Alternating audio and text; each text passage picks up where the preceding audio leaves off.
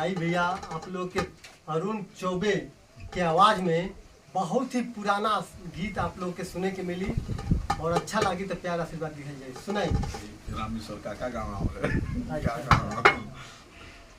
अरे अब बहिन हम प्रीतिया हो हम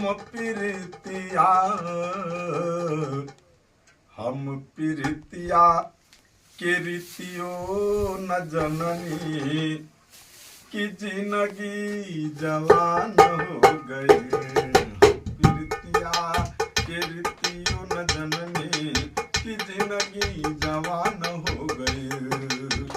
कि हम प्रीतिया हो हम प्रीतिया रे हम प्रीतिया के रीतियो न जननी की जिंदगी जवान हो गए। उनका तर्ज रहे लेकिन एगो गीत गावे में उनको भाव खा रहे अब हिंदुलहा हो अब हिंदुलहा रे अब हिंदुलहा हो अब हिंदुलहा के बारी बाऊ मरिया की दुल्हनी पुरान हो गई। अब हिंदुलहा के बारी बाऊ मरिया की दुल्हनी पुरान हो गई। वाह वाह।